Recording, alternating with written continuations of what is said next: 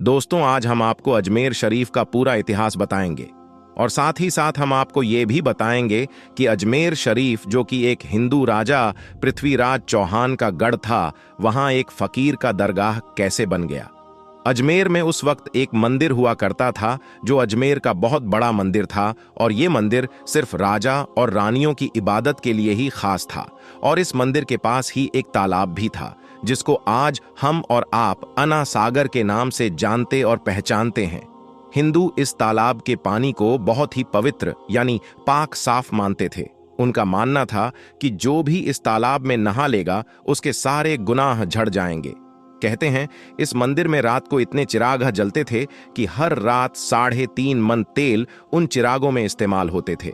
अगल बगल के कई देहात इलाके मंदिर के नाम थे, यानी उन देहात की आमदनी मंदिर पर खर्च होती थी। उस मंदिर में हजारों लोग रहते थे जिनका काम आने वालों की सेवा और देखभाल करना था कि कौन सा खुदा बेटा देता है और कौन सा देवता सेहत और तंदुरुस्ती का मालिक है और किस मूर्ति की पूजा से दौलत की बारिश होती है। हजरत ख्वाजा गरीब नवाज रहमतुल्लाही ताला अलैह उस मंदिर के पास चले गए और अना सागर से कुछ दूरी पर चटाई बिछाकर अपने मुरीदों के साथ बैठ गए, और उसी वक्त असर का वक्त हो गया। लिहाजा आप रहमतुल्लाही अलैह ने हजरत कुतुबुद्दीन बख्तियार काकी रहमतुल्लाही अलैह से अजान देने को कहा। कुफ्र सिर्क के गढ़ अजमेर में अल्लाह की वहादानियत और मोहम्मद मुस्तफ़ा सल्लल्लाहु अलैहि वसल्लम की रिसालत का ये पहला ऐलान था। वो लोग इस्लाम को नहीं जानते थे कि इस्लाम क्या है। चुनांचे अजान की आवाज सुनकर वो हैरान हो गए और अपने घर से निकल आए। सब मुसाफिरों ने अना सागर के पानी से वजू किया और नमाज पढ़ना शुरू किया। सब हिंदू हैरान रह गए कि सब भगवान तो अंदर है, तो फिर ये लोग किस भगवान को पुकार रहे हैं। जब शाम हुई तो राजा के ऊंट, जो दिन में चरने के लिए गए हुए थे, अपने चरवाहों के साथ वापस आने लगे। इत्तेफाक से जहां हजरत ख्वाजा गरीब नवाज रहमतुल्लाही ताला अलैह अपने साथियों के साथ बैठे थे, वो जगह राजा के ऊंटों के बैठने की थी। चरवाहों ने ख्वाजा गरीब नवाज रहमतुल्लाही ताला अलैह से कहा, उठो बाबा, ऊंटों के बैठने की जगह खाली करो। आप रहमतुल्लाही ताला अलैह ने फरमाया, इतना बड़ा मैदान पड़ा है, ऊंट तो कहीं भी बैठ सकते हैं, क्यों मुसाफिरों को तंग करते हो। लेकिन वो न माने और जिद करते रहें कि ऊंट इसी जगह पर बैठेंगे। आखिर उन्होंने बहुत बदतमीजी से कहा, ये राजा के ऊंटों के बैठने की जगह है और इधर राजा के ऊंट ही बैठेंगे, तुम लोग कहीं और डेरा लगावो। आखिर आप रहमतुल्लाही ताला अलैह ने उठते हुए हजरत कुतुबुद्दीन से फरमाया, उठो कुतुबुद्दीन, ये कह रहे हैं कि ऊंटों के बैठने की जगह है तो चलो ऊंट ही बैठे रहेंगे। ये कहकर आप रहमतुल्लाही ताला अलैह अपने साथियों के साथ वहां से उठ गए। अगली सुबह जब ऊंटों को चराने का वक्त आया और उनको चराने के लिए ले जाने लगे तो चरवाहों ने ऊंटों को उठाना चाहा, लेकिन पता नहीं ऊंट तो उठने के काबिल ही नहीं थे। उन्होंने ऊंटों को मार मार कर जबरदस्ती उठाना चाहा, लेकिन वो बैठे ही रहे। चरवाहे बहुत परेशान थे कि जो ऊंट उनके एक इशारे पर उठ जाते थे, आज क्या हो गया है, क्यों नहीं उठ पा रहे हैं। आखिर उन्हें याद आया कि कल उस मुसाफिर फकीर ने कहा था कि चलो उठ ही बैठे रहेंगे। लोग इकट्ठा होना शुरू हो गए। कोई कह रहा था कि फकीर कोई काबिल जादूगर है और किसी ने कहा कि वो कोई भगवान का अवतार है। धीरे धीरे बात राजा तक पहुंच गई कि एक मुसाफिर फकीर ने राजा के ऊंटों पर जादू कर दिया है। राजा ने ख्वाजा गरीब नवाज रहमतुल्लाही ताला अलैह को पैगाम भेजा कि तुम कैसे फकीर हो जो बेजुबानों को बांध कर रखते हो, ये बेचारे भूख प्यास से मर जाएंगे, इसलिए मेहरबानी करके अपना जादू वापस ले लो। आप रहमतुल्लाही ताला अलैह ने फरमाया, हम मुसलमान हैं और मुसलमान बद्दुआ नहीं करते, ना ही जादू करते हैं। जाओ कहो कि जिसके हुक्म से बैठे थे उसी के हुक्म से उठ खड़े हो जाओ। अब जो जाकर उठाया तो ऊंट फौरन उठ गए और हिंदुओं की दिलचस्पी उन मुसाफिरों में बढ़ने लगी। पांचों वक्त अजान होती और नमाज अदा की जाती। आखिर राजा तक ये बात पहुंच गई कि कुछ फकीर आए हैं जो मुसलमान हैं, पांचों वक्त अजान देते हैं और हमारे पवित्र तालाब को हाथ मुंह धोकर भ्रष्ट करते हैं, यानी कि नापाक कर देते हैं, और तो और हमारे धर्म के खिलाफ बातें करते हैं। कहते हैं कि मूर्तियां पूजने के काबिल नहीं है, ये तो सिर्फ पत्थर है, इसलिए उन्हें यहां से उठाया जाना चाहिए।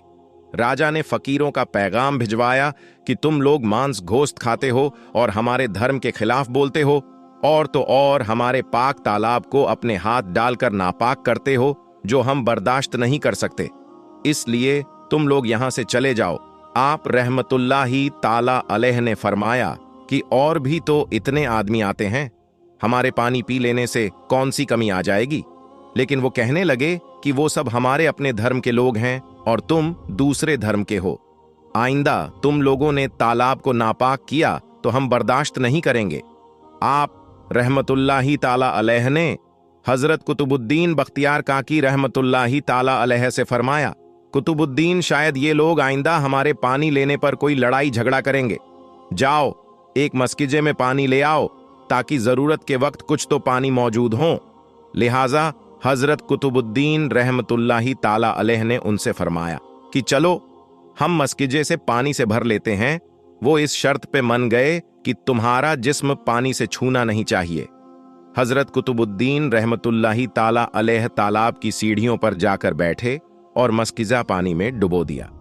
जब वो भर गया तो हजरत कुतुबुद्दीन रहमतुल्लाही ताला अलैह ने वो मस्किजा ऊपर खींचा, लेकिन जैसे ही मस्किजा पानी से बाहर आया तो अनासागर का पानी सूख चुका था। ऐसा लग रहा था कि अनासागर का सारा पानी मस्किजे में बंद हो गया था। अनासागर का सूखना था कि पूरे अजमेर में कोहराम मच गया और वो रो रहे थे कि जो हम गुनाहों की गठरियां लाते हैं और अनासागर में गुसल करके उनसे छुटकारा पा लेते हैं, अब हम गुनाहों का बोझ लिए किधर जाएंगे। सारे इलाके में खबर फैल गई कि मुसाफिर फकीर ने जादू के जोर से अनासागर को सुखा दिया। राजा पृथ्वीराज चौहान ने जब ये सुना तो वो बहुत परेशान हो गया। उसने अपनों वजीरों को बुलाया। सबने यही कहा कि फकीर या तो जादूगर है या फिर वाकई में कोई कामिल फकीर है। साथ ही वो परेशान हुए कि अजमेर की रौनक तो थी ही अन्ना सागर के दाम से, उसी की वजह से तो लोग दूर दूर से अजमेर आते थे और अपना ईमान ताजा करके लौटते थे। अनासागर के सूख जाने से हिंदू धर्म के प्रचार को बहुत बड़ा धक्का लगेगा और ये बहुत ही हैरान करने वाली बात थी। आखिर तय किया गया कि फकीर से बात किया जाए। आखिर वो चाहता क्या है? अगर उसकी जरूरत खाने पीने की चीजें होंगी तो हम मान लेंगे, या फिर सब मर्द, औरतें और बच्चे जाकर फकीर को मनाएंगे कि लोगों को परेशानी से बचा लीजिए और हम पर रहम कीजिए। हम पाप का बोझ उठाए किधर जाएं और कैसे सुकून पाएंगे? ये काम ज्यादा आसान था।